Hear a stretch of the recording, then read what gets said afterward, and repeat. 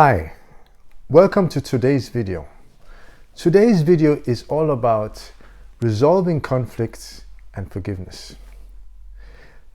It might not surprise you to know that actually conflicts is one of the things that really drains our energy. It's one of the things that really creates problems for us and stresses us out. Doesn't matter if it's family conflict or conflict in the workplace.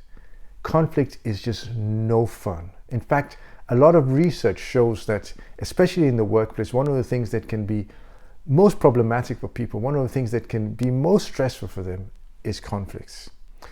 I read one research that said actually sometimes leaders and managers can use up to 20% of their time just going around resolving conflicts. So conflict is something that is out there. But many times people think, oh, we should avoid conflicts. Doesn't work. It's impossible to avoid conflicts. In fact, sometimes I make the joke, the only place where there's human beings and there's no conflict is in a graveyard. Dead human beings. So conflict is natural. But what is important is that we resolve conflicts in a good way. Because if we don't resolve conflicts properly, there's a tension that builds up. In fact, the Center for Conflict Resolution in Denmark defines conflict as tension between people, but also tension in people. And that tension in us, it drains our energy, it stresses us, it hits us hard. So I want to give 2 tips for resolving conflicts that have helped a lot in my work. I'm trained in conflict mediation, and so sometimes I'm involved in some conflict resolution processes.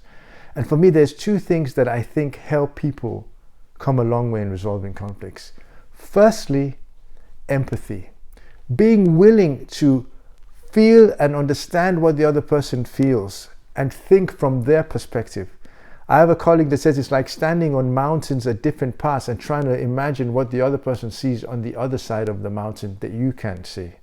So being willing to be empathetic and try and understand and put yourself in the other person's shoes, it will help a long way in resolving conflicts.